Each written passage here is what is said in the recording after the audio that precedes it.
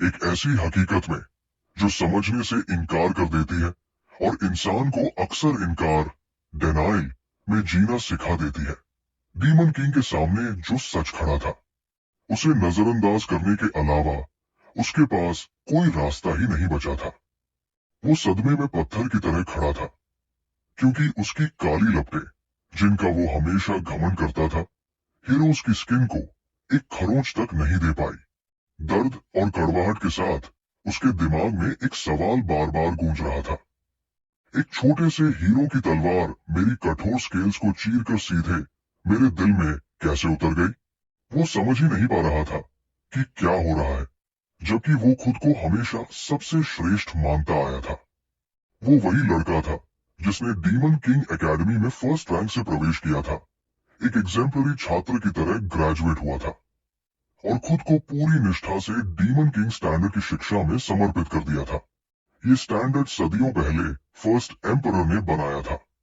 इसके अनुसार टावर बनाना, प्रिंसेस को किडनैप करना और इमोशंस एब्जॉर्ब करना, ये सब एक डीमन किंग की परंपरागत विरासत का हिस्सा थे।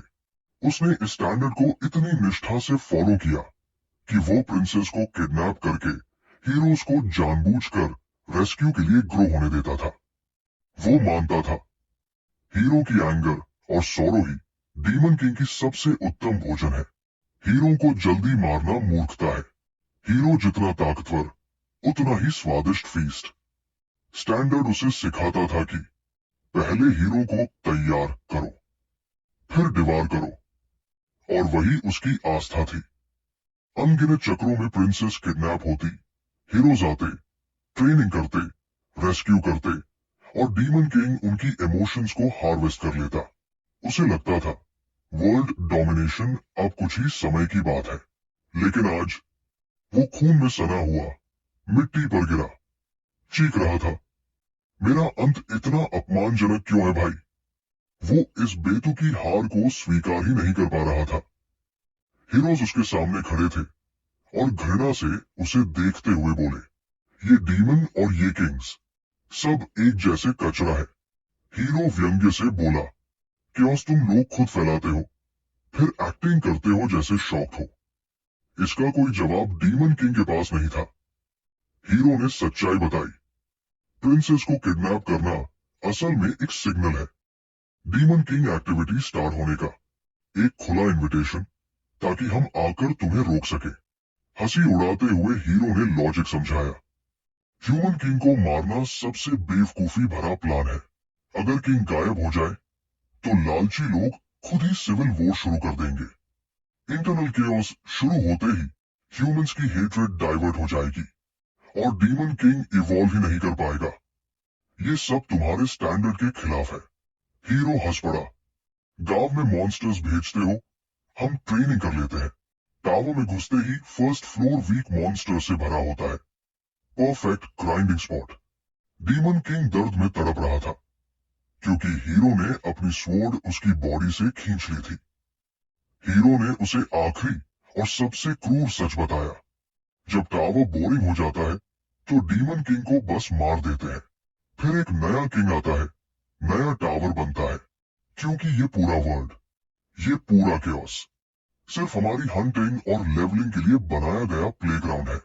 बाकी हीरोज ने उसे मजाक उड़ाते हुए नई उपाधि दी, तुम डीमन किंग नहीं, हमारे नर्चर मास्टर हो, हमारे गॉडफादर, जो हमेशा हमारी लेवलिंग में मदद करते रहे। वे उसके ऊपर पड़े लूट उठाते हुए बोले, थैंक्स, हमेशा बेस्ट लेवलिंग स्पॉट देने के लिए। डीमन किंग बड़बड़ाता रहा, गॉडफादर, गॉडफादर। उसके भ्रम ऐसे टूटा मानो किसी ने उसके चेहरे पर तेज थप्पड़ मारा हो। उसे समझ आया कि उसका पूरा टावर सिर्फ हीरोज के लिए पॉइंट्स फार्मिंग का मैदान था। हीरो ने स्वीकार किया, हाँ, लड़ाइयां असली थी, कैजुअलिटीज भी हुई, पर तुमने उनकी मौतों को सिर्फ अपने फेम के पॉइंट्स में गिना। हीरो ने फेयरवेल बोला और उसे खत्म करने के लिए आगे बढ़ा। लेकिन अब डीमन किंग के अंदर क्रोध विस्फोट हो चुका था। स्टैंडर्ड की शिक्षाएं टूट चुकी थी, उसकी आस्था मिट चुका थी, अपमान उसकी नसों में जल रहा था। वो चिल्लाया, अगर यही स्टैंडर्ड का अंत है तो मैं मौत के सामने क्यों झुकूं? मैं ऐसी व्यर्थ, ऐसी बेइज्जती भरी मौत कभी स्वीकार नहीं करूंगा। वो पूरी ताकत से चिल्लाया, खुद को डीमन किंग घोषित करते हुए, और उसके चारों ओर बेहद भयावह ऊर्जा इकट्ठी होने लगी। लेकिन कुछ करने से पहले ही हीरो ने उसका सिर उड़ा दिया। अपनी जिंदगी के आखिरी पलों में उसने बाकी हीरोज को हंसते हुए उसका मजाक उड़ाते देखा। तेज, नफरत भरी नजर से उसने उन्हें धमकाया कि इस बेइज्जती का भयानक बदला वो जरूर लेगा।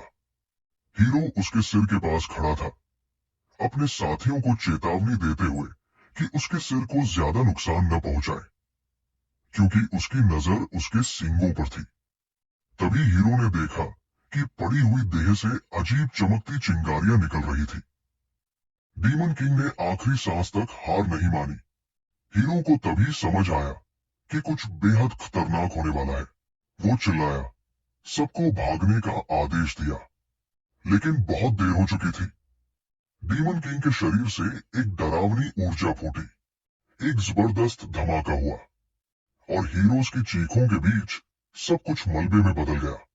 मरते समय डीमन किंग को एहसास हुआ कि पूरा स्टैंडर्ड ही बेकार था, और हीरोज उसकी मौत तक उसका मजाक उड़ाते रहे। उसने सोचा, काश उसे एक और मौका मिलता।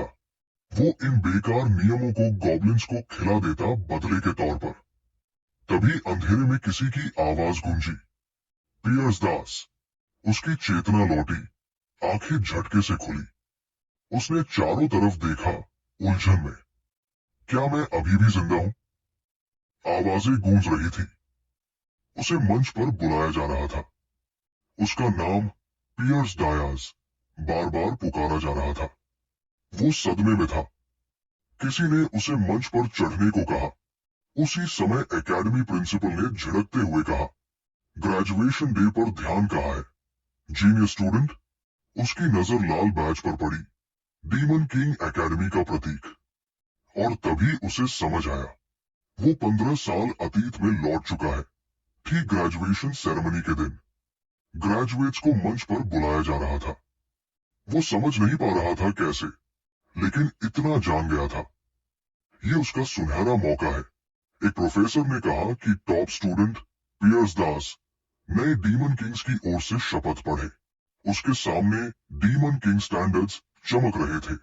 अपने डोमेन में टावर बनाना, किसी प्रिंस प्रिंसेस को किडनैप करना, मास्टरमाइंड बनकर केओस फैलाना, हीरोज को ट्रेन करके उनसे एनर्जी हार्वेस्ट करना, निचले फ्लोर वीक मॉन्स्टर से भरना।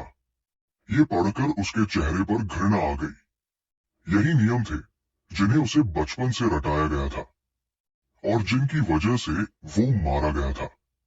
वो सोच रहा था, इन बेवकूफ नियमों पर दोबारा कसम खाने का क्या मतलब, जब इन्होंने मुझे मौत तक पहुंचा दिया। ऑफिसर ने उसे शपथ पढ़ने को कहा, लेकिन पियर्स ने सभी को चौंका दिया। उसने सीधे सीधे इनकार कर दिया। पूरा हॉल स्तब्ध रह गया, लेकिन वो रुका नहीं। वो चिल्लाया कि वो ऐसी बेवकूफ, घिनौनी शपथ नहीं खा सकता। उसने स्टैंडर्ड्स को सबसे मूर्खतापूर्ण और गिरा हुआ काम बताया, और जोर से घोषणा की कि ये सब पूरी तरह कचरा है।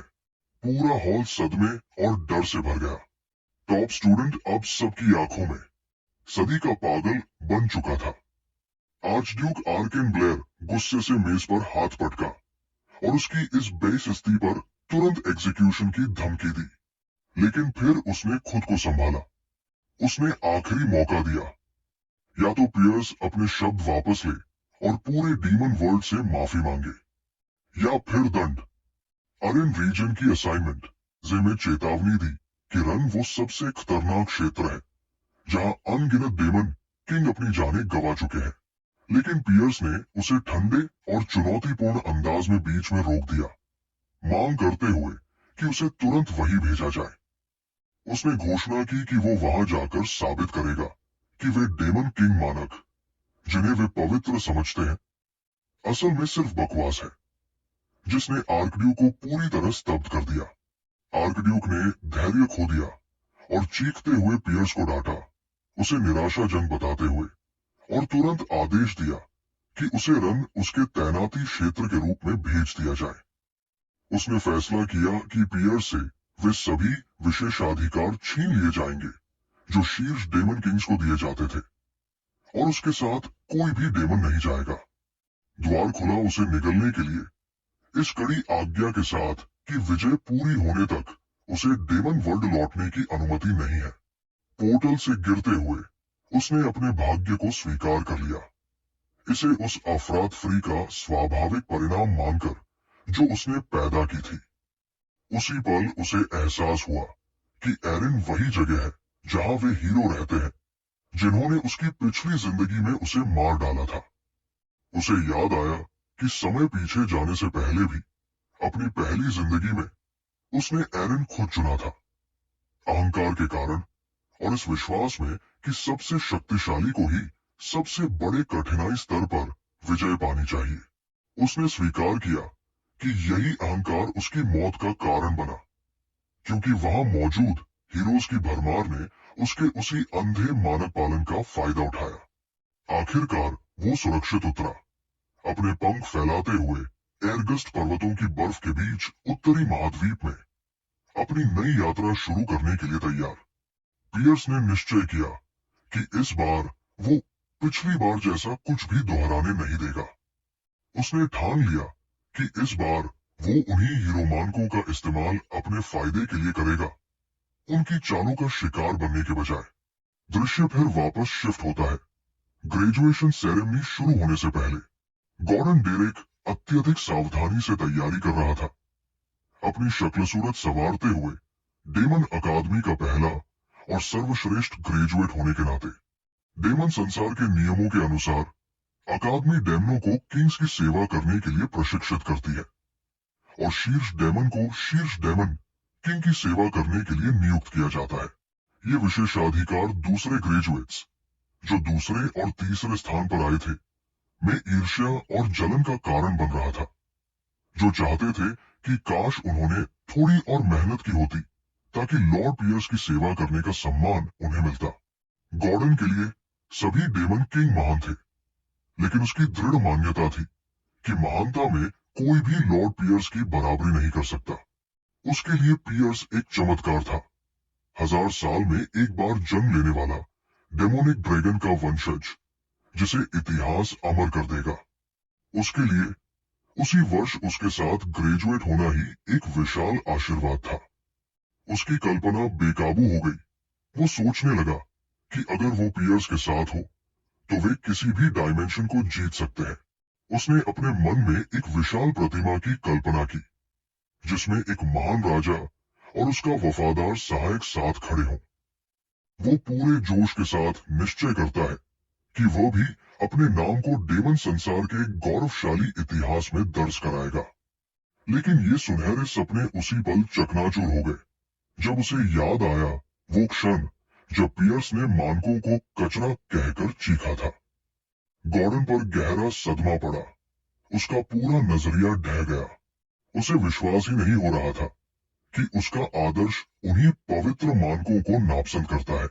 उसकी मानसिक छवि पूरी तरह टूट गई थी। अपने राजा की बातों को सुनकर वो आश्चर्य और भय के बीच अटका हुआ था।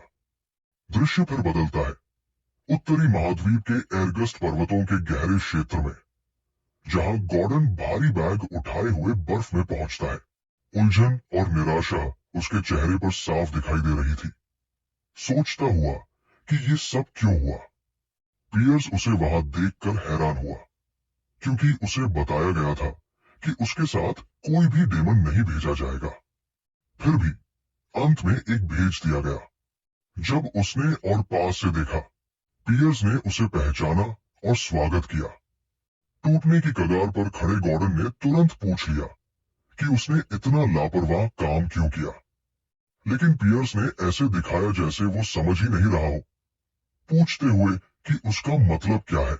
गॉर्डन गुस्से से फट पड़ा, याद दिलाते हुए कि सबके सामने उसने मानकों का अपमान किया था और इसी वजह से उनका निर्वासन इस घातक एरन क्षेत्र में हुआ जहां वो पक्का मर जाएगा। पियर्स ने उसे शांत करने की कोशिश की, मजाक में कहते हुए कि इतनी चिंता में वो अपने बाल ही न नोच ले। गॉर्डन चिल्लाया कि बाल अब बिल्कुल भी समस्या नहीं है। उस पल पियर्स ने अपने सहायक की वर्तमान हालत की तुलना उस एहसास से की जो वो समय पीछे जाने से पहले था, आत्मविश्वासी और शांत। उसे याद आया कि कैसे गॉर्डन हमेशा उसे प्रोत्साहित करता था, कहता था कि दोनों मिलकर हर कठिनाई पार कर लेंगे, और यहाँ तक दावा किया था कि अगर मिशन एरन में न होता तो उसे उतना उत्साह महसूस ही नहीं होता। पियर्स को समझ आया कि गॉर्डन की घबराहट जायज है, क्योंकि अब परिस्थितियां पूरी तरह बदल चुकी है। उसने तय किया कि वो उसे अपने समय यात्रा का सच नहीं बताएगा, नहीं तो वो उसे पागल समझेगा। थोड़ा शांत होकर गॉर्डन ने अपने टूटने के लिए माफी मांगी और परिस्थिति को स्वीकार करते हुए अपना कर्तव्य निभाने का निर्णय लिया।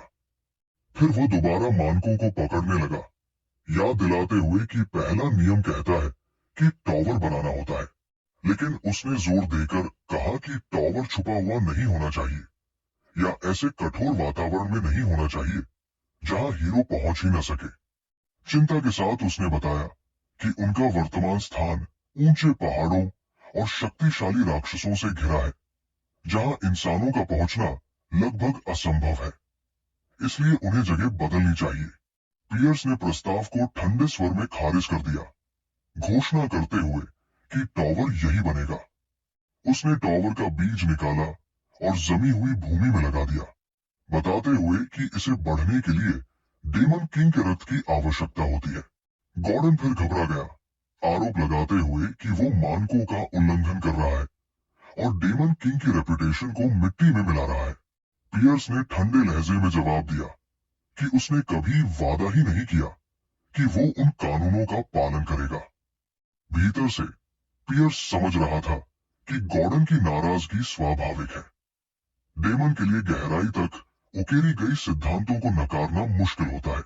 उसने न्यायोचित ठहराया कि जब तक कोई डेमन मृत्यु या उतना ही चरम अनुभव न झेल ले, वो मानकों को नकार ही नहीं सकता, क्योंकि वे उसकी पहचान का हिस्सा होते हैं। पियर्स ने अपना हाथ काटा और गॉर्डन को ध्यान से सुनने को कहा, जोर देते हुए कि डेमन किंग मानक कचरा है, विशेष रूप से एरन क्षेत्र के संदर्भ में। उसका रक्त टॉवर के बीज पर गिरा, उसे सक्रिय करते हुए। बीज ने तुरंत प्रतिक्रिया दी, एक लाल किरण निकली और एक जादुई चक्र बना। पियर्स ने समझाया कि एरन इतनी संख्या में हीरो से भरा हुआ है कि उसे शब्दों में बयां नहीं किया जा सकता। टॉवर ने उपयोगकर्ता की पहचान की प्रक्रिया शुरू की, black flame demonic dragon clan के पियर्स दास, और टॉवर प्रकट होने लगा। पियर्स ने गॉर्डन को कड़वी सच्चाई बताई कि इंसानों ने अनगिनत टॉवर नष्ट करने के बाद समझ लिया कि वे कैसे काम करते हैं, और डेमन किंग मानकों को एक हथियार की तरह इस्तेमाल कर लिया। यही कारण है कि इस क्षेत्र में डेमन किंग लगातार मरते रहते हैं। गॉर्डन के आश्चर्य प्रकट करने से पहले ही पियर्स ने व्यंग्य में कहा कि इन मानकों को हीरो मानक कहना चाहिए, क्योंकि अब ये डेमन के किसी काम के नहीं। टॉवर का आह्वान बर्फ के बीच पूरा हुआ और दोनों उसकी विशालता को देखते खड़े रहे। पियर्स ने अपने सहायक को अंदर बुलाया। अंदर जाकर पता चला कि पहला तल पूरी तरह खाली है। गॉर्डन ने पछतावे के साथ देखा कि एक सामान्य टॉवर में जटिल डिजाइन और राक्षस होते हैं, लेकिन ये टॉवर बिल्कुल खाली था, जैसे किसी ऐसे डेमन किंग के लिए बना हो जिसके सारे विशेषाधिकार छीन लिए गए हों। ये स्थिति 5वें तल तक जारी रही, जहां किंग का कमरा भी खाली था। गॉर्डन ने टॉवर की संरचना को लेकर वास्तविकता स्वीकार कर ली, लेकिन इस बात पर जोर दिया कि कम से कम मानकों के दूसरे नियम का पालन करना जरूरी है। उसने पियर्स को नियम याद दिलाया कि किसी राजकुमार या राजकुमारी का अपहरण अनिवार्य है। बेहतर होगा कि सिंहासन के सबसे करीब वाले का, ताकि अधिक डेमोनिक ऊर्जा प्राप्त हो सके। उसने नक्शा निकाला और बताया कि कोरोसिन राज्य एरगास्ट पहाड़ों के सबसे पास है। पूरे जोश के साथ उसने सुझाव दिया कि उन्हें उत्तराधिकार में सबसे उच्च दर्जे वाली राजकुमारी का अपहरण करना चाहिए, ताकि राज्य का क्रोध और दुख अवशोषित करके शक्ति बढ़ाई जा सके। पियर्स ने बीच में रोकते हुए तुरंत अपहरण के विचार पर सहमति जता दी, गॉर्डन के शक का अनुमान लगाते हुए, लेकिन बताया कि उसकी नजर एक खास राजकुमारी पर है। गॉर्डन उत्साहित हो गया और मदद की पेशकश की, लेकिन पियर्स ने आदेश दिया कि वो टॉवर की रक्षा करे, कारण देते हुए कि राजा का निवास खाली नहीं रह सकता। गॉर्डन ने राहत की सांस ली, सोचते हुए कि मास्टर आखिरकार अपनी समझ में आ गया है और पहले का व्यवहार ग्रेजुएशन तनाव की वजह से था।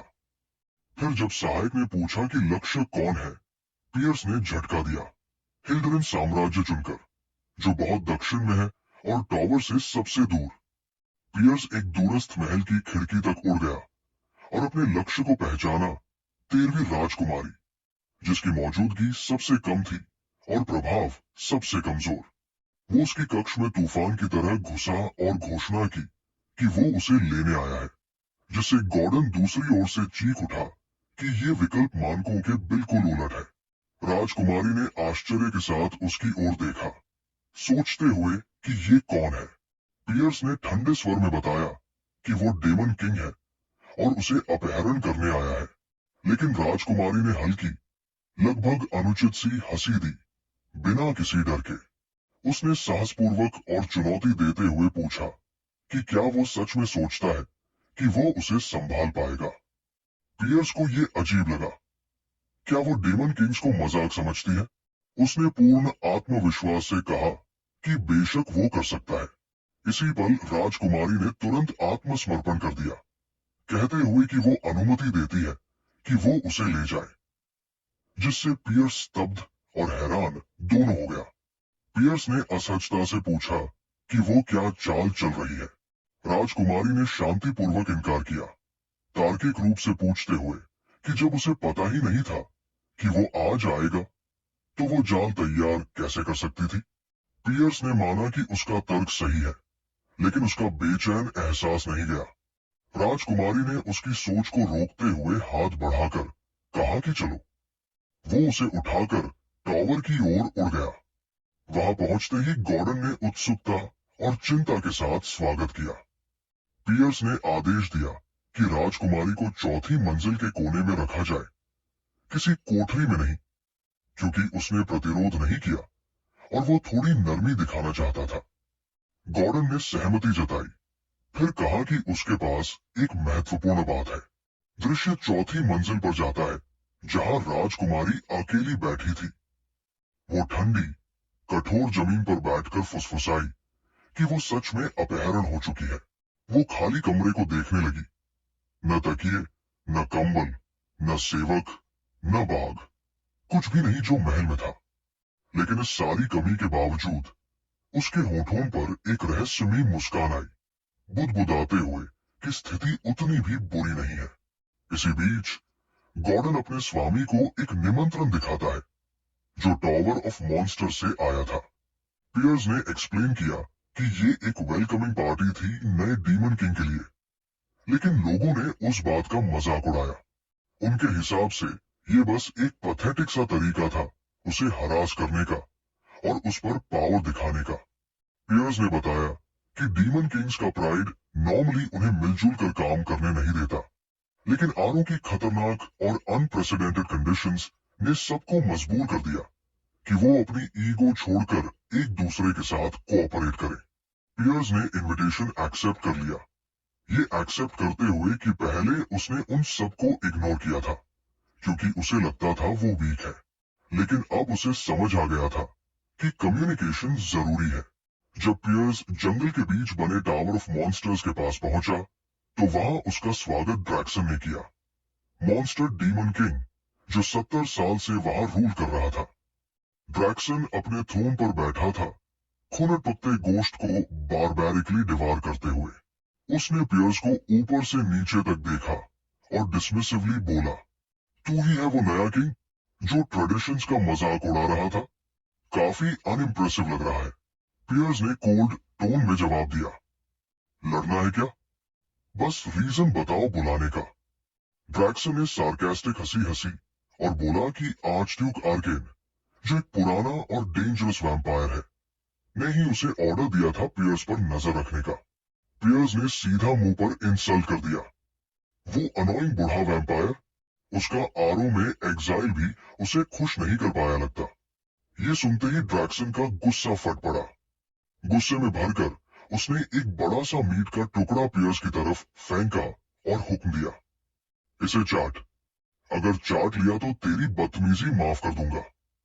पियर्स ने उसकी बात को पूरी तरह इग्नोर कर दिया और रिटोरिकली पूछा, तुम्हें सच में नहीं पता मैं यहां क्यों आया हूं?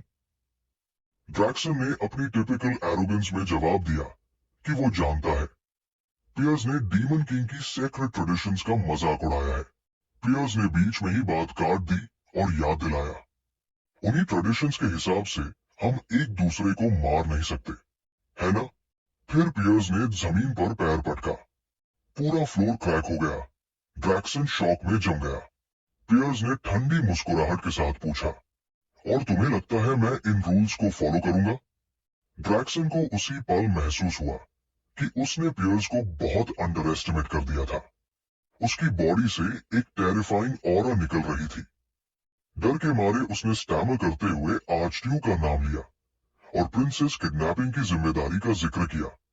धमकी दी कि अगर पियर्स ने एक महीने में रिपोर्ट सबमिट नहीं की तो उसकी अथॉरिटी छिन सकती है। पियर्स ने फिर उसे बीच में ही रोक दिया। कोल्डली बोला, मैंने सोचा था तुम यही बातें करोगे। और फिर रिवील किया, वैसे मैंने एक प्रिंसेस ऑलरेडी किडनैप कर ली है और वो मेरे टेस्ट के हिसाब से काफी परफेक्ट निकली। ड्रैक्सन पूरी तरह कंफ्यूज हो गया। पियर्स ने बिना पलटकर देखे टावर ऑफ मॉन्स्टर्स छोड़ दिया, ड्रैक्सन को शॉक की हालत में पीछे छोड़ते हुए। फिर वो आयरिस्ट माउंटेन्स के अपने टावर में वापस लौट आया। गॉर्डन ने अपने मास्टर की तारीफ की कि उन्होंने एक डीमन किंग की ग्रेटनेस दिखाई, लेकिन पियर्स ने सब कुछ हल्का लेकर कहा कि जो हुआ वो इतना खास नहीं था और फिलहाल उसका अपोनेंट कुछ ज्यादा करने की हिम्मत नहीं करेगा। फिर भी पियर्स ने तैयारी की जरूरत पर जोर दिया और गॉर्डन को ऑर्डर दिया कि वो प्रिंसेस की कंडीशन चेक करे ताकि पता चले उसका कैसे फायदा उठाया जा सकता है। दिल के अंदर पियर्स दूसरे डीमन किंग्स के स्टांस को लेकर परेशान था। उसे रियलाइज हुआ कि अगर वो सब मिलकर उसके अगेंस्ट खड़े हो गए तो वो एक बड़ा ऑब्स्टिकल बन सकते हैं। उसने माना कि ट्रेडिशंस को मॉक करने के कॉन्सिक्वेंसेस उसकी एक्सपेक्टेशन से ज्यादा बड़े निकले, लेकिन फिर भी उसने सोचा कि अगर टाइम वापस भी आ जाए वो वही रास्ता चुनेगा, क्योंकि उसके लिए मर जाना बेहतर है बजाय उस कचरे के सामने झुकने के। इस बार उसका इरादा पूरी तरह से क्लियर था। वो अपनी फाउंडेशन बिल्कुल शुरुआत से खुद बनाएगा।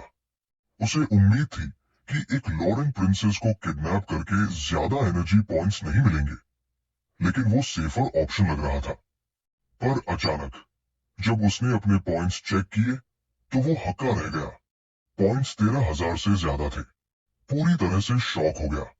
उसी वक्त टावर ऑफ मॉन्स्टर से एक वीडियो मैसेज आया, जिसे देखकर पियर्स हैरान हो गया कि अब क्या होने वाला है। वीडियो में ड्रैक्सन दिखाई दिया, पियर्स को नए डीमन किंग बनने पर कंग्रेचुलेट करते हुए। उसने कहा कि वो उनके बीच की पहली बुरी मुलाकात के बावजूद गुडविल के तौर पर एक गिफ्ट देना चाहता है। ड्रैक्सन ने माना कि आरओ में पियर्स की अचीवमेंट्स आसान नहीं थी। उसने ये भी कहा कि वो सोच रहा है, क्या ट्रेडिशंस का मजाक उड़ाना सिर्फ एक कवर था किसी और बड़ी चीज के लिए? पियर्स को क्लियरली फील हुआ कुछ तो गड़बड़ है। तभी गॉर्डन हाफते हुए कमरे में घुसा, बिल्कुल डरा हुआ, चिल्लाते हुए कि 4th फ्लोर पर एक सीरियस प्रॉब्लम हो गई है। पियर्स तुरंत वहां गया और जो उसने देखा वो बिल्कुल अनबिलीवेबल था। जो फ्लोर पहले खाली और ठंडा हुआ करता था वो अब एक हसीन गार्डन बन चुका था। फूल, बटरफ्लाइज, हर तरफ जिंदा हवा। पूरा फ्लोर नेचुरलाइज हो चुका था। उस जादुई गार्डन के बीच प्रिंसेस खड़ी थी, एलिमेंटल स्पिरिट से घिरी हुई। पियर्स को तब रियलाइज हुआ उसने एक मैजिकल टावर के अंदर एक कंप्लीट इकोसिस्टम क्रिएट कर दिया है। ये काम वही कर सकता है जो चारों एलिमेंट्स में मास्टरी रखता हो, और पूरे कॉन्टिनेंट में सिर्फ एक ही स्पिरिट एलिमेंटलिस्ट है जो ये कर सकता है। पियर्स ने उसे कॉन्फ्रंट किया, तुम 13th प्रिंसेस नहीं हो, है ना? प्रिंसेस ने मुस्कुराकर जवाब दिया कि उसे पहले से पता था कि पियर्स ने उसे एलेनस समझ लिया था। हैरान पियर्स ने पूछा, तो तुम असली में कौन हो? वो गर्व से बोली, मेरा नाम हिल्डरन है और मैं हिल्डरन किंगडम की पहली राजकुमारी हूं। शॉकिंग न्यूज फैल गया कि पहली प्रिंसेस को डीमन किंग ने किडनैप कर लिया है। हिल्डरन किंगडम में राजा गुस्से से पागल हो गया, चिल्लाया, धमकियां दी और ऑर्डर दिया कि सबसे पावरफुल हीरोज और पूरी सेना को तैयार किया जाए ताकि प्रिंसेस एरोन नैन को वापस लाए और उस बेवकूफ डीमन किंग का सिर काट दिया जाए। इस पूरे क्योस के बीच प्रिंसेस पियर्स के पास वापस आई, उसे अपना पहला सवाल याद दिलाने, क्या तुम मुझे संभाल पाओगे? और अब ये बात क्लियर हो गई कि उसने वो सवाल क्यों पूछा था। पियर्स ने समझाया कि वो उसकी अपीयरेंस से धोखा नहीं खाया, क्योंकि उसने एक जीनियस एलिमेंटल विच के बारे में सुना था, एक ऐसी लड़की जिसमें मना की भरमार हो।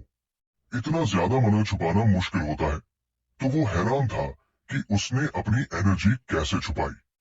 प्रिंसेस ने अपना हाथ उठाया और एक रिंग दिखाई, एक रॉयल एयरलूम जो मना को पूरी तरह कंसील कर देता है।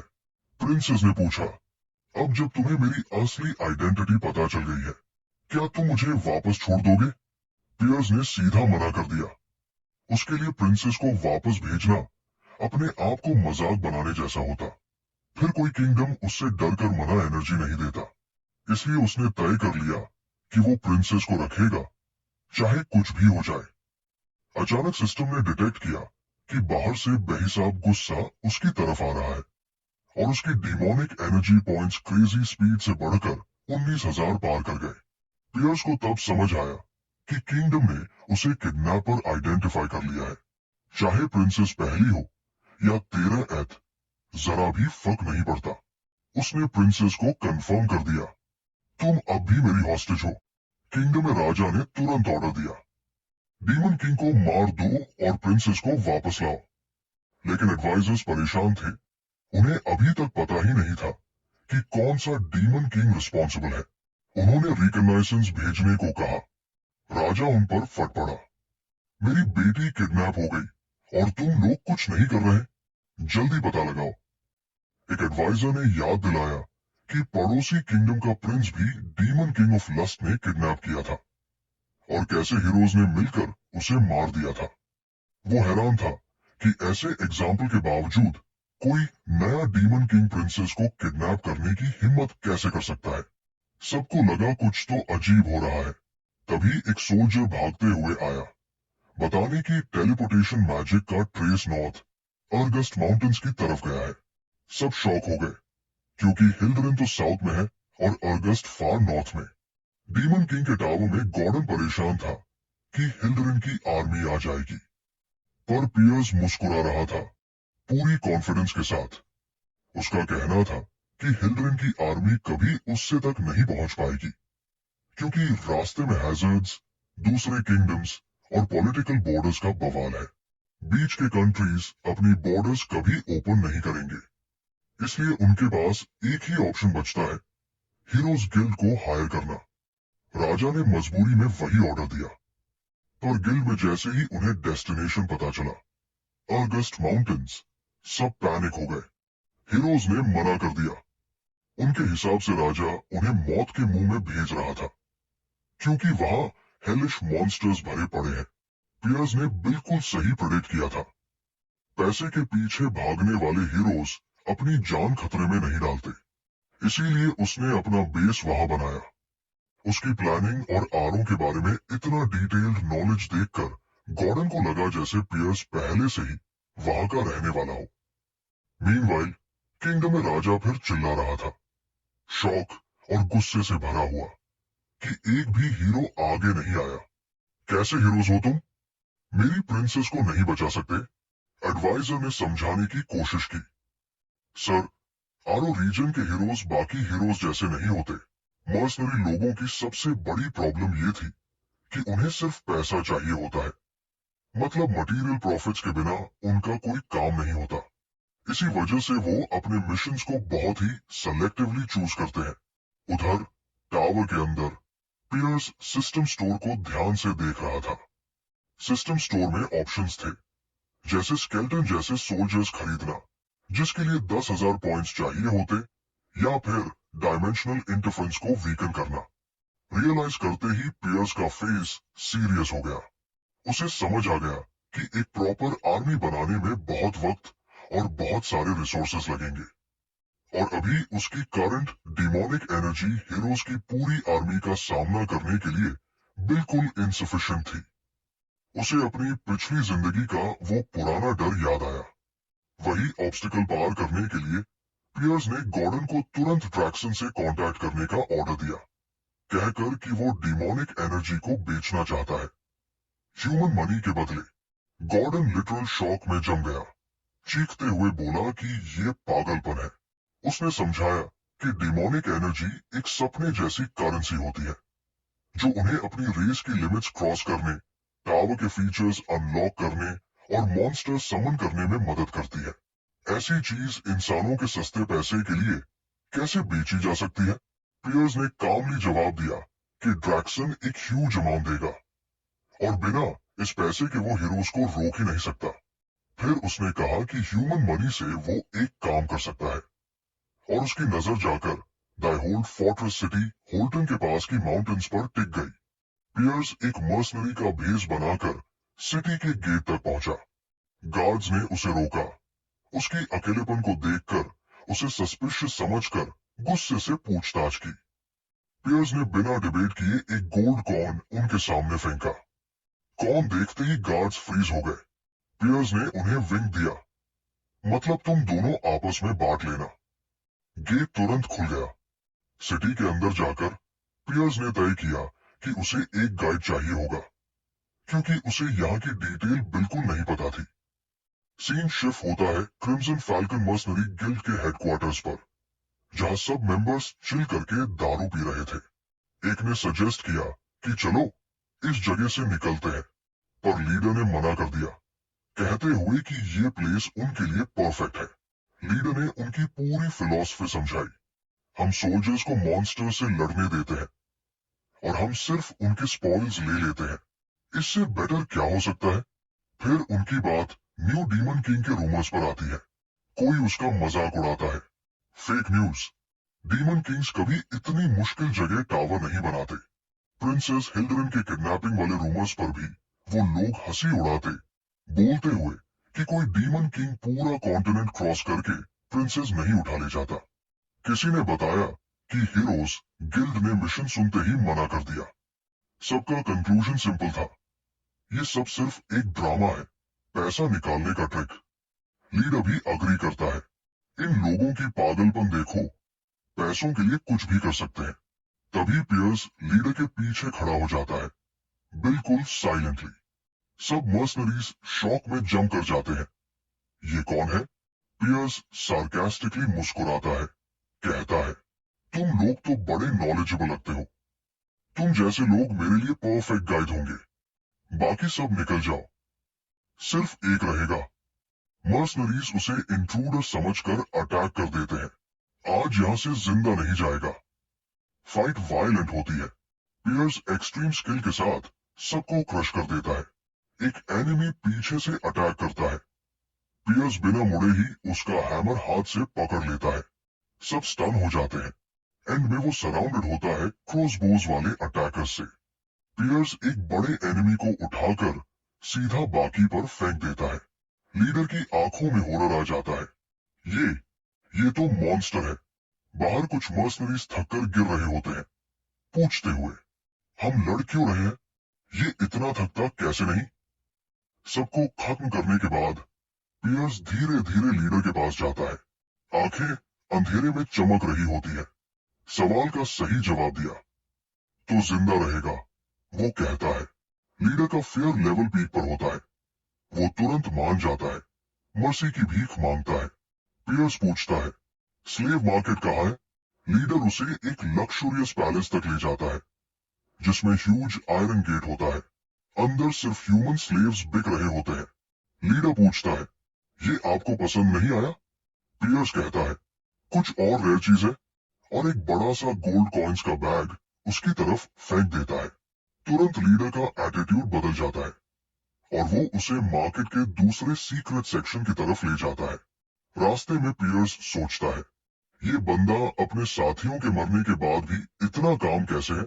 शायद इंसान और डीमंस में कोई फर्क ही नहीं, दोनों को ही कुछ चाहिए, एक को पैसा और दूसरे को एनर्जी। वो अंडरग्राउंड डंजन्स तक पहुंचते हैं और लीडर रास्ता दिखाता है। उस पल पियर्स को याद आता है जब गॉर्डन ने उससे पूछा था, ह्यूमन मनी का करेगा क्या? सो पियर्स ने उससे जवाब दिया कि वो स्लेव्स खरीदेगा। उसने अपना गोल क्लियरली डिफाइन किया, इंसानों द्वारा पकड़ी गई दूसरी रेसेस, स्पेशली एक एल्फ जो अपनी इंटेग्रिटी के लिए फेमस हो, ताकि वह उसे स्पाई बना सके और हीरोज के बीच केओस फैला सके। उधर हीरो हेलन कारगिल किंगडम में पहुंच चुका था, जहां किंग ने उसका गर्म जोशी से स्वागत किया। किंग ने मिशन पर पूरा भरोसा दिखाया और हेलन ने भी अपनी तरफ से वादा किया कि वो प्रिंसेस को बचाएगा और डीमन किंग का सर लाकर जस्टिस करेगा। वापस स्लेव मार्केट में मर्चेंट ने पियर्स से पूछा कि वो किस टाइप के स्लेव्स चाहता है। पियर्स ने एक बंधे हुए एल्फ की तरफ उंगली की और बोला कि वो उसे खरीदेगा और पैसा मर्सनरी देगा। मर्सनरी शॉक हो गया और मना करने लगा, लेकिन पियर्स ने उसे एक डराने वाली नजर दी और वो तुरंत चुप होकर अग्री हो गया। पियर्स ने अपने कंपेनियंस को रूम से निकलने को बोला क्योंकि उसे कुछ चेक करना था। मर्चेंट ने वार्न किया कि एल्फ वाइल्ड हो सकता है, पर पियर्स ने कैजुअली बोला कि कोई नुकसान हुआ तो वो देख लेगा। पियर्स ने चेन्ड एल्फ को ध्यान से देखा, सोचा कैसे इंसानों ने एक इतनी नोबल रेस को इतना मिजरेबल स्लेव बना दिया। एल्फ ने पियर्स की डीमोनिक ऑरा फील की और हैरान होकर पूछा कि एक डीमन को एक एल्फ में इंटरेस्ट क्यों है। पियर्स ने उसे इंसानों के खिलाफ बदला लेने का मौका दिया। एल्फ ने एक्सेप्ट करना टेम्पटिंग माना, पर बोला कि वो ना ह्यूमंस पर ट्रस्ट करता है ना डीमंस पर। पियर्स ने कहा कि वो अलग है और एक डील ऑफर की, 50 साल की लॉयल्टी के बदले सिक्योरिटी और फ्रीडम, और 50 साल एक एल्फ के लिए कुछ नहीं होते।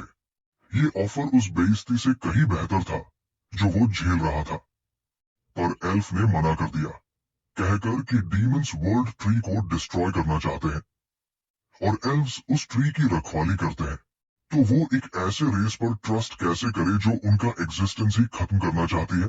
पियर समझ गया कि एल्फ का पॉइंट सही है और एक एल्फ से मदद मांगना वैसे भी अजीब था।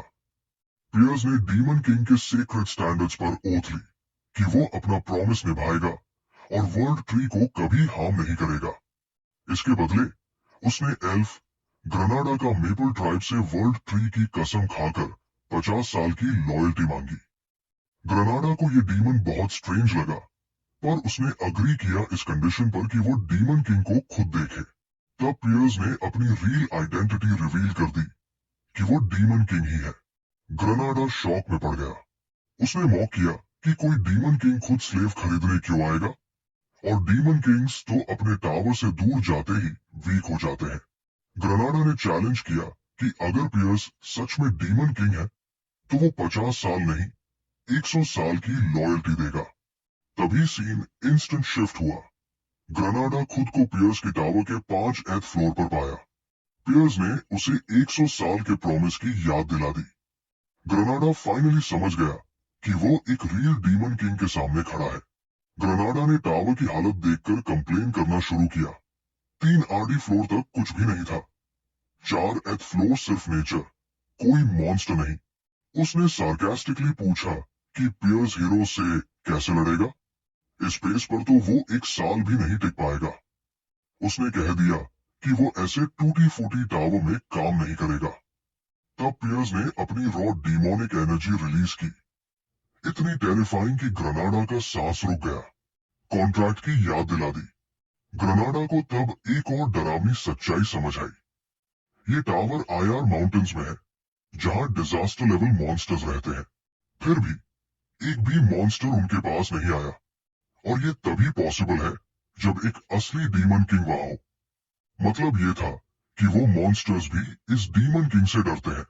ग्रनाडा ने हालात देखकर रियलिटी एक्सेप्ट कर ली और ग्रेट वर्ल्ड ट्री के नाम पर 100 साल की लॉयल्टी की ओथ ले ली। अंदर अंदर वो ये सोच रहा था कि शायद डीमन किंग उसे कोई इविल प्लान देगा जिससे वो अपना बदला ले सके। लेकिन पियर्स ने उसकी सारी एक्सपेक्टेशंस तोड़ दी। उसका पहला ऑर्डर क्या था? जाकर मेरे लिए खाना बनाओ। एल्फ लिटरली शॉक हो गया। समझ ही नहीं आया ये क्या हो रहा है। किचन में सब्जी काटते हुए वो कंफ्यूज होकर सोचता रहा कि वो घर के काम क्यों कर रहा है, किसी इविल स्कीम का पार्ट क्यों नहीं बना। तभी प्रिंसेस अरन वहां जाती है और बड़े ही एक्साइटमेंट से हेल्प ऑफर करती है, जिससे ग्रनाडा की कंफ्यूजन और भी बढ़ जाती है। ये जगह हो क्या रही है? फिर सब लोग 5th फ्लोर के डाइनिंग रूम में जाकर एक बड़ी सी टेबल पर बैठते हैं। ग्रनाडा हेजिटेशन के साथ अपने मास्टर से पूछता है कि ये लड़की कौन है। पियर्स कैजुअली बता देता है कि ये फर्स्ट प्रिंसेस हिल्डरन है। ग्रनाडा को एक और शॉक लगता है। वो लिटरली चीख कर बोल पड़ता है कि उन्होंने क्राउन प्रिंसेस को किडनैप कर लिया। वो फिर से पूछता है कि हीरोज के अटैक के टाइम ये खाली टावर किस काम का होगा। लेकिन पियर्स को कोई फर्क नहीं पड़ता। वो बस उसे खाने के लिए बोलता है और कामली समझाता है कि उसने ग्रनाडा को इसलिए खरीदा है क्योंकि उसकी कुकिंग स्किल टॉप नॉच है। प्रिंसेस मुस्कुराते हुए बैठ जाती है और बेचारा एल्फ इस पूरी सरियल सिचुएशन में डूब जाता है। आखिर में ग्रनाडा सोचता है कि शायद पियर्स उसे 4th फ्लोर पर हीरो से लड़वाना चाहता है, बट पियर्स तुरंत मना कर देता है। वो कहता है कि अगर हीरोज वहां तक पहुंच गए तो गेम वैसे भी खत्म, क्योंकि वो अर्जेस्ट माउंटेन्स क्रॉस कर चुके होंगे। तब पियर्स ग्रनाडा को अपनी असली इंटेंशन बताता है, उसे एक स्पाई बनाना, ह्यूमन वर्ल्ड में जाकर उनके बिहाफ पर अनरेस्ट क्रिएट करना। लेकिन इससे पहले एक जरूरी काम करना है। पियर्स समझाता है कि एल्फ की स्किल्स टेस्ट करनी होंगी। ग्रनाडा हैरान रह जाता है। डीमन किंग को उसी की टावर के अंदर कैसे हराया जा सकता है? तब पियर्स कॉन्फ्रंटेशनल कंडीशंस रख देता है।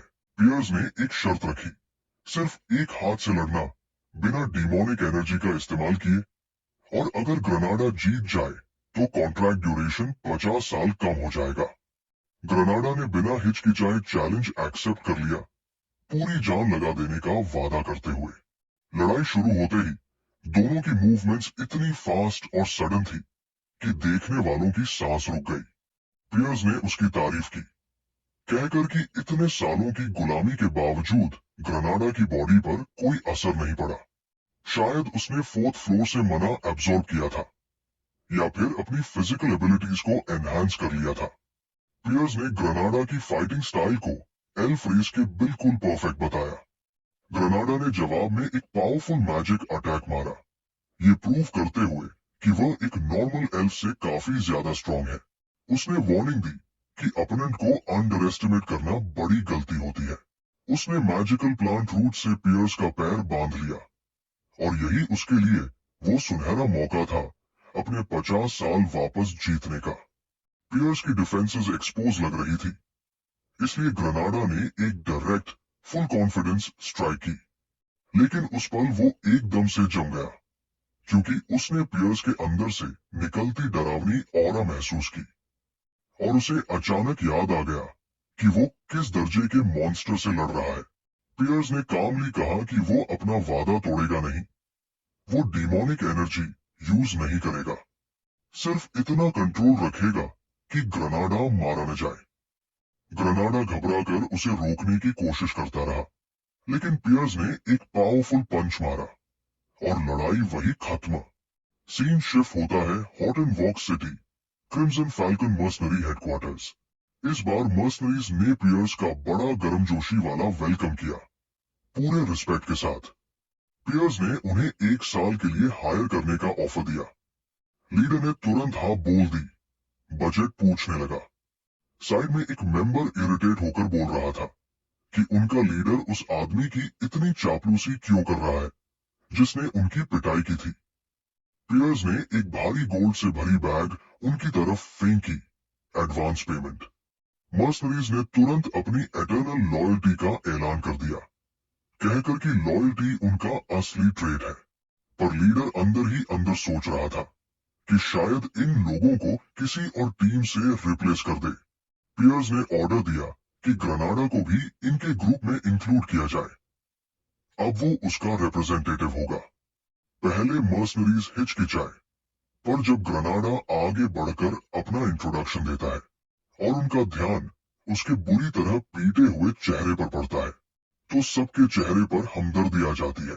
वो सब ग्रेनाडा को गले लगा लेते हैं, क्योंकि उन्हें अपनी ही हालत याद आ जाती है जब पियर्स ने उनकी पिटाई की थी। पियर्स सोचता है कि ये मर्सनरीज दिखने में चाहे नॉर्मल हो, लेकिन ये आयरिस्ट रीजन के प्रोफेशनल्स हैं। इन्हें रिप्लेस कर पाना आसान नहीं। और पूरे रीजन में सिर्फ एक ही हीरो था जिसने हिल्ड्रेन किंगडम की रिक्वेस्ट एक्सेप्ट की थी। हीरो हेलेन कारगिल, जिसने डीमन किंग ऑफ लस्ट को हरा दिया था। अब पियर्स ऑफिशियली उनका नया लीडर बनकर पहला मिशन अनाउंस करता है। हीरो हाईलैंड कारगिल के मैटर की इन्वेस्टिगेशन। सब मर्सनरीज सीरियस हो जाते हैं और फुल ओबीडियंस का ऐलान करते हैं। पियर्स अपने टावर लौट आता है, अगली स्टेप्स सोचते हुए। हीरो वाली रिस्पॉन्सिबिलिटी ग्रेनाडा को देकर अब वो अपनी पर्सनल पावर को बढ़ाने का टाइम समझता है, क्योंकि उसने वो सारी डिमोनिक एनर्जी पॉइंट्स बेच दिए थे जो टावर या किंग को अपग्रेड करने के काम आते थे। अब उसके पास एक ही ऑप्शन बचा था, सोल फ्लावर, एक मना क्रिस्टल जो नेचर की एनर्जी एब्जॉर्ब करके इमेंस पावर देता है। पियर्स सोचता है कि आया माउंटेन्स की जंगली अनटच्ड जमीन, पावरफुल मना स्टॉर्म्स और मॉन्स्टर्स की वजह से वहां के सोल फ्लावर्स बहुत प्योर होते हैं। एक तरह का हिडन ट्रेजर। गॉर्डन उसे वार्न करता है कि बिना प्रिपरेशन वहां जाना मतलब सुई को भूसे में ढूंढने जैसा है, और मॉन्स्टर्स तो मौका मिलते ही उस पर टूट पड़ेंगे। पियर्स कॉन्फिडेंट टोन में कहता है कि मॉन्स्टर्स तो वो संभाल लेगा, पर असली प्रॉब्लम सोल फ्लावर्स ढूंढने की है, जो ऑलमोस्ट इम्पॉसिबल है जब तक किसी के पास एक एक्सीलेंट मना डिटेक्टर न हो। उनकी बातचीत एक हल्की सी दस्तक से थम गई। प्रिंसेस अर्नन ने दरवाजा थोड़ा खोला और अपना प्यारा सा नीला स्लाइम पालतू सिर पर बिठाए हुए पूछा कि क्या वे लोग व्यस्त हैं। पियर्स और गॉर्डन उसे देखकर हैरान रह गए। प्रिंसेस खुशी खुशी दौड़ती हुई अंदर आई और वहां मौजूद एलिमेंटल स्पिरिट्स के साथ खेलने लगी, बिल्कुल बच्चों जैसी उत्सुकता के साथ। वो इतनी ज्यादा बोर हो रही थी कि उसने पियर्स को उसका किया हुआ वादा याद दिलाया कि वो चौथी मंजिल को अपनी मर्जी से सजा सकती है।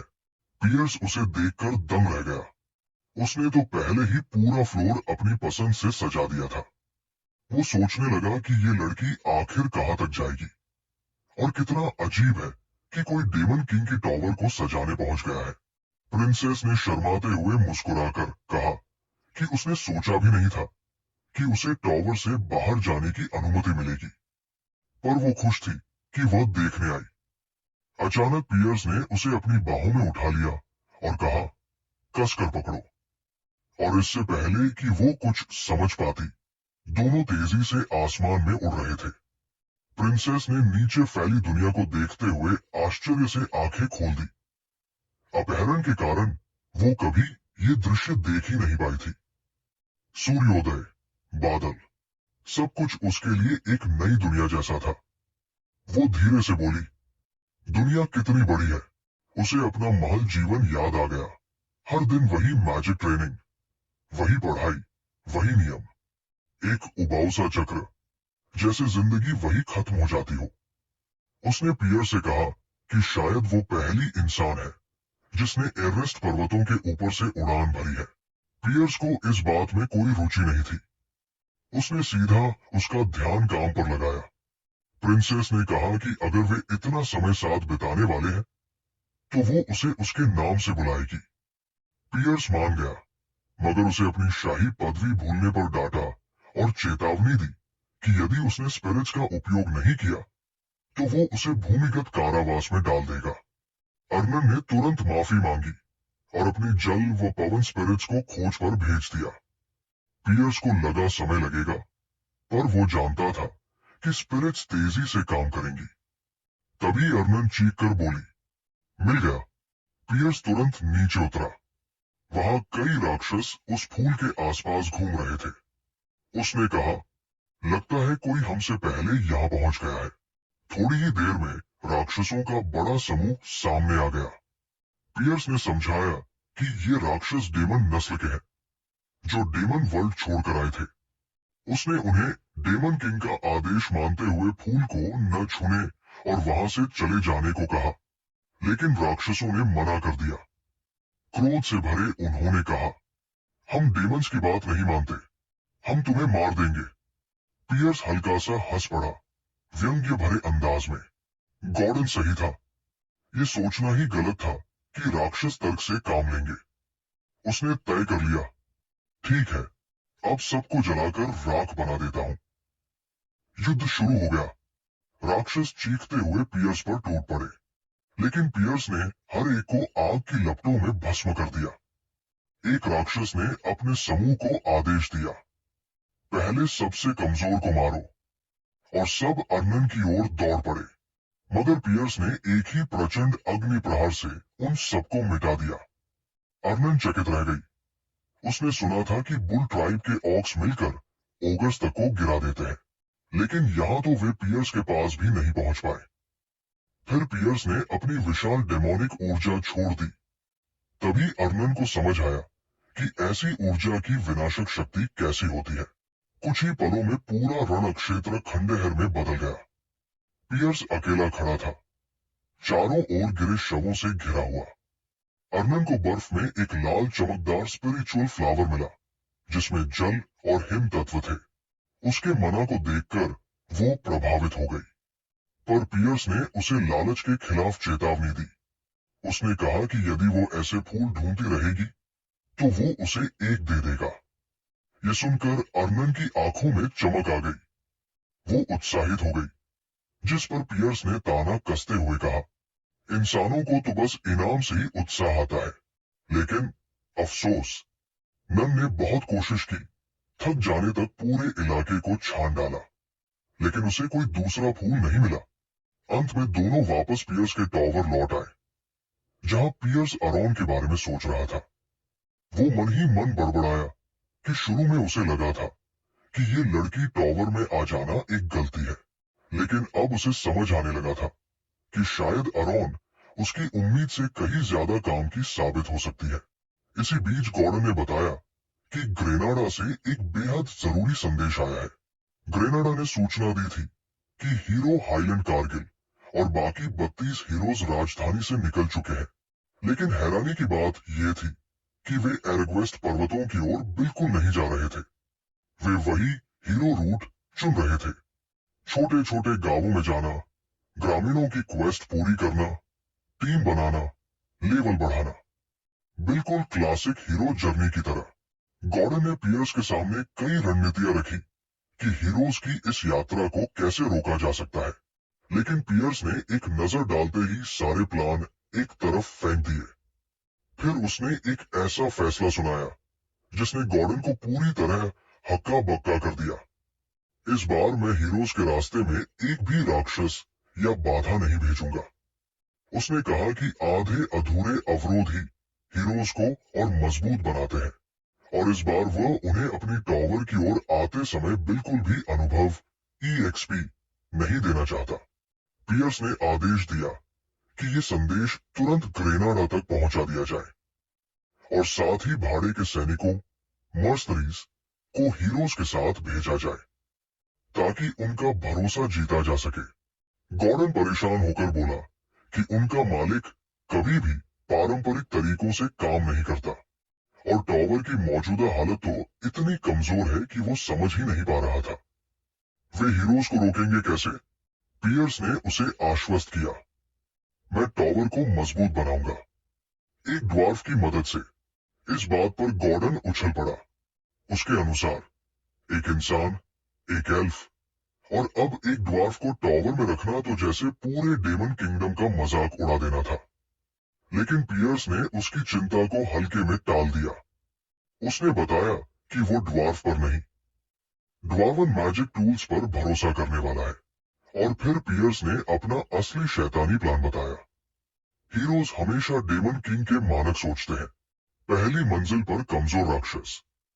धीरे धीरे कठिनाई बढ़ती है, लेकिन इस बार जैसे ही हीरोज टॉवर की पहली मंजिल पर कदम रखेंगे, चारों ओर से दर्जनों जादुई तोपें उन पर फायर झोंकेंगी। गॉर्डन के हाथ खुद ब खुद सिर पर चले गए। उसे समझ आ गया कि इस स्तर की फायर पावर के लिए हीरोज बिल्कुल तैयार नहीं होंगे। वो हताश होकर बोला, ये योजना तो पूरे नियम कायदे से बाहर है। तभी वो अचानक डर से चीख पड़ा, मास्टर, एक और किडनैपिंग हो गई है। सीन बदलता है। वॉल्फनेर, ड्वार्फों का भूमिगत नगरी। वहां लोगर फ्रेडरिक, पूरे ड्वार्फ साम्राज्य का सबसे माहिर लोहार, अपनी भट्टी के सामने खड़ा एक अद्भुत हथियार गढ़ रहा था। उसकी हर चोट, हर धातु की धुन में प्रतिभा चमक रही थी। उसे बिल्कुल अंदाजा नहीं था कि विद्रोही डेमन किंग पियर्स अपना अगला निशाना उसी को बनाने वाला है, और उसे अभी इसी समय किडनैप करने के लिए शहर की ओर बढ़ चुका है। बॉनो का सबसे महान ब्लैकस्मिथ, लोया फ्रेडरिक, भविष्य में एक रोग डेमन किंग द्वारा अपहरित किया जाने वाला था। रिग्रेशन से पहले पियर्स अनगिनत बॉनों से युद्ध कर चुका था, लेकिन ये उसका पहला मौका था जब वो उनके शहर में आया। प्रवेश द्वार पर उसने एक बौने को मानवों के सोने के सिक्कों से रिश्वत दी और पूछा, यहाँ का सबसे बेहतरीन लोहार कौन है? बौने ने सिक्के लेते हुए हंसकर कहा, इंसान होकर भी तू व्यापार की भाषा समझता है। पियर्स ने अपनी दैत्य शक्ति पूरी तरह छुपा रखी थी ताकि उसकी असली पहचान सामने न आए। रिश्वत के बाद बौने ने रास्ता बताया, शहर के भीतर जा, वहां एक बहुत बड़ा गड्ढा मिलेगा, उसमें लगी लिफ्ट पर चढ़, वहां तेरा आईडी जांचा जाएगा और तुझे तेरे मंजिल वाले तल पर भेज दिया जाएगा। ये 2 स्टेप सिक्योरिटी है घुसपैठियों को पकड़ने के लिए। लेकिन पियर्स को किसी भी वेरिफिकेशन की कोई जरूरत नहीं थी। वो सीधे सबसे निचली मंजिल पर उतर गया। वहां से उसे सबसे गहरे कमरे तक जाना था, जहां शहर का सबसे महान लोहार रहता था, लोया फ्रेडरिक। कमरे में प्रवेश करते ही पियर्स ने महसूस किया, लोया की धातु कर्म कला ऐसी लग रही थी मानो मानस स्वयं जीवित होकर नृत्य कर रही हो। एक पल के लिए पियर्स के मन में संदेह आया, क्या वाकई यही सबसे महान लोहार है? फिर उसने सोचा, किडनैप करने के बाद ठीक से परख लेंगे। उसने उसे पकड़ने के लिए हाथ बढ़ाया, तभी आग भड़क उठी। जहां लोया हथियार गढ़ रहा था, वहीं से लपटे पियर्स की ओर झपट पड़ी। पियर्स ने एक हल्की सी दैत्य ऊर्जा की आहट महसूस की। उसके मन में एक ही विचार आया, क्या ये ड्वार्फ हीरो हो सकता है? लपटों के बीच से लोया एक विशाल हथौड़ा उठाकर सीधे छलांग लगाता हुआ सामने आया। पियर्स ने हथौड़े को सिर्फ एक हाथ से रोक लिया, लेकिन उसके हाथ में दबाव से दरारें पड़ने लगी। पियर्स ने ठंडी आवाज में पूछा, तू हीरो है? लोया ने गर्व से उत्तर दिया, हाँ, और तू बौनों की भूमि में घुस आया? दानव, तू यहां से जिंदा नहीं जाएगा। पियर्स के चेहरे पर एक डरावनी डेमोनिक मुस्कान फैल गई। वो बोला, बड़ी बातें करता है, लेकिन ताकत बहुत कमजोर है। और सुन, मैं डीमन नहीं हूं, मैं डीमन किंग हूं। उसने हथौड़े को जमीन पर दे मारा और दूसरे हाथ से लोया की गर्दन पकड़कर उसे हवा में उठा लिया। गार्ड्स ने आवाज सुनी और दौड़कर वहां पहुंचे, लेकिन कमरा पहले ही खाली था। पूरे शहर में खलबली मच गई। घुसपैठी आ गया, लोया का अपहरण हो गया। पियर्स लोया को उठाकर पास की एक इमारत की छत पर ले गया। ठंडी चेतावनी दी, आवाज निकाली, तो यही मार दूंगा। लोया कांपती आवाज में बोला, डीमन किंग यहाँ क्यों आया है? क्या राजकुमारी को अपहरण करने? पियर्स ने शांत लेकिन सख्त स्वर में कहा, मुझे उसमें कोई रुचि नहीं है। मुझे तुम्हारे अंडरग्राउंड पैसेजेस चाहिए और तू मुझे रास्ता दिखाएगा। उसे पता था कि बौने आपात स्थिति के लिए गुप्त सुरंगें बनाते हैं। लोहिया को यकीन हो गया था कि डीमन किंग का असली इरादा राजकुमारी का अपहरण ही होगा, लेकिन वो विरोध नहीं कर सका। वो पूरी जिंदगी डीमन किंग से लड़ने से डरता रहा था और उसने कभी सोचा भी नहीं था कि एक डीमन किंग खुद उसके सामने आ खड़ा होगा। फिर भी वो पियर्स के सवालों का जवाब नहीं दे रहा था। तभी पियर्स ने ठंडी, निर्दयी आवाज में धमकी दी, नहीं बोलेगा तो पहले राजकुमारी को उठा लूंगा और फिर तुझे छोड़ दूंगा। उसकी आवाज भारी हो गई। सबको यही लगेगा कि तूने सिर्फ अपनी जान बचाने के लिए अपनी राजकुमारी को बेच दिया। लोहिया का चेहरा पीला पड़ गया और उसका दिल धीरे धीरे टूटने लगा। अब उसे लगने लगा कि लोग यही सोचेंगे कि उसने सिर्फ अपनी जान बचाने के लिए अपनी ही राजकुमारी को स्वार्थी तरीके से बेच दिया। अगर ऐसी अफवाह फैल गई तो बाकी बौने उसे किस नजर से देखेंगे? सिर्फ ये कल्पना ही उसके दिल को अंदर से तोड़ने के लिए काफी थी। सब जानते थे कि वो असल में कितना कमजोर है और अगर ये अफवाह सच मान ली गई तो कोई बिना सोचे समझे उस पर विश्वास भी कर लेगा। उसकी पूरी जिंदगी एक अंतहीन यात्रा में बदल जाएगी। आखिरकार पियर्स ने उससे आखिरी बार पूछा, अब बोल, राजकुमारी को बेचेगा या खुद चलकर मेरे साथ आएगा? चुन ले। उसने अब भी जवाब नहीं दिया, लेकिन उसके दिमाग में एक योजना बन रही थी। कैसे राजकुमारी को बेचकर खुद सुरक्षित निकल जाए बिना किसी यातना के। वो बहुत चालाक आदमी था। दबाव और बढ़ाने के लिए पियर्स ने डीमन किंग के स्टैंडर्ड्स की कसम खाई। अगर लॉयर उसकी मदद करेगा तो वो उसकी पूरी सुरक्षा की गारंटी देगा। सब जानते थे डीमन किंग की कसम उनके लिए धर्म की तरह होती है। वे अपनी कसम कभी नहीं तोड़ते। ये सुनते ही उसका पूरा रवैया बदल गया। बिना झिझक उसने हामी भर दी। वो पियर्स को गुप्त सुरंगों तक ले जाने के लिए तुरंत तैयार हो गया। उसके चेहरे को देखकर ही पियर्स के भीतर घृणा उठ गई। भूमिगत सुरंगों के भीतर द्वारफों की राजकुमारी लुइस वारफेट बेहद बेचैन थी। जब लोहा उसका हथियार बना रहा था, उसी दौरान उसका गायब हो जाना उसे लगातार खाए जा रहा था। गार्ड्स ने उसे समझाने की कोशिश की कि उसका अपहरण हो चुका है, लेकिन वो उन पर चिल्ला पड़ी, मुंह बंद रखो, वो भी एक हीरो है। एक गार्ड ने पलटकर कहा, किसी हीरो का अपहरण? ये बात कहां से समझ में आती है? लेकिन दूसरी गार्ड ने शांत लेकिन सख्त आवाज में जवाब दिया, हो सकता है वो हीरो हो, लेकिन वो एक ब्लैक स्मिथ भी है और लड़ाई में कमजोर है। तुरंत उसने सब पर गरजते हुए कहा, सब चुप रहो और उसे ढूंढो। अगर नहीं मिला तो सबके सिर काट दूंगी।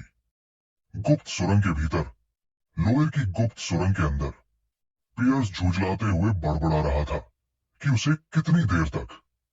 लो की बेहद भद्दी कमर देखने पड़ी। सुरंग बेहद संकरी थी, इसलिए लो ने कहा, थोड़ा संभल कर चलो, पीछे से धक्का मत देना। पियर्स ने झुंझलाकर जवाब दिया, जल्दी चल। लंबे और दर्दनाक समय के बाद दोनों सुरंग से बाहर निकले। वो जगह शहर के बाहरी हिस्से में खुलती थी। लो ने सोचा अब उसका काम खत्म हो गया है। उसने डरती आवाज में कहा, अब मुझे आजाद कर दो। धोखे का खुलासा। अचानक पियर्स ने अपना असली राक्षसी रूप धारण कर लिया। हवा भारी हो गई। बकवास क्या कर रहा है? उसने ठंडी मुस्कान के साथ कहा। उसने उसे याद दिलाया वो शपथ जो उसने अभी अभी ली थी। लेकिन पियर्स ने हंसते हुए कहा, डीमन किंग के नियम, वो मेरे लिए कचरा है। यही पल था जब लोआ आधिकारिक रूप से डीमन किंग की रेंज लिस्ट में शामिल हो चुका था। उसे पछतावा होने लगा। काश उसने सच में राजकुमारी को बेच दिया होता तो कम से कम आजाद तो होता। अब वो जमीन पर गिर पड़ा, कांपते हुए बोला, मैं काम का हूं। मैं मेटलर्जी में मुझसे बेहतर कोई नहीं। मैं आपके लिए कोई भी हथियार बना सकता हूं। पियर्स चुप था। वो सोच रहा था, एक हीरो एक राक्षस के लिए कैसे काम कर सकता है। लो लगातार गिड़गिड़ाता रहा, खुद को हर तरह से बेचता रहा। अंतिम सौदा। आखिरकार पियर्स बोला, मेरी दया चाहिए तो मेरी निष्ठा की कसम खा। लो ने जमीन पर अपना सिर जोर से टेक दिया। बार बार धन्यवाद बोलता रहा, लेकिन मन ही मन वो भागने की योजना बना रहा था। जैसे ही मौका मिले, अचानक अगले ही पल वो खुद को एक घने हरे भरे बाग के बीच में खड़ा पाया। चारों तरफ आत्माएं तैर रही थी। तभी गॉर्डन गुस्से से चिल्लाया, डीमन किंग, आपने एक ड्वार्फ को किडनैप किया, वो भी एक हीरो ड्वार्फ। पियर्स ने उसे चुप रहने को कहा। तभी एक चमकती हुई स्क्रीन हवा में उभरी। ब्रनादा की आवाज आई, तुम सच में एक ड्वार्फ उठा लाए। पियर्स ने उसे भी टाल दिया, बाद में रिपोर्ट करना। प्रिंसेस और सच, राजकुमारी जो इस पूरे रेज इफेक्ट से इम्यून थी, धीरे से ड्वार्फ के पास आई। उसने पूछा, क्या तुम मुझे बचाने आए हो? हीरो फिर खुद ही हल्के व्यंग्य से बोली, प्रॉबेबली नहीं, है ना? लो अब तक कुछ नहीं समझ पाया था। उसने कांपते स्वर में पियर्स से पूछा, तुम मुझे यहां क्यों लाए? तुमने तो मेरी सुरक्षा की कसम खाई थी। पियर्स ने बिना भाव के जवाब दिया, मेरी दया की वजह से ही तू अब तक जिंदा है। उसने बताया कि उसने लो को बेहोश कर खुद ही यहां तक लाकर छोड़ा और बहाना बना दिया। मुझे नहीं पता था कि छोटा ड्वार्फ क्या कर बैठेगा। लो अचानक जोर से हंसने लगा। पियर्स ने ठंडे स्वर में पूछा, इतना खुश क्यों है? लो ने जवाब दिया, हाँ, और क्या ही बोलता। पहला आदेश। बिना देर किए पियर्स ने उसका पहला काम तय कर दिया। पहली मंजिल पर बहुत सारे कैनन लगाओ। उसकी आंखों में अंधेरा था। हीरोज को खत्म करने के लिए। नेक्स्ट पार्ट चाहिए तो कमेंट करो।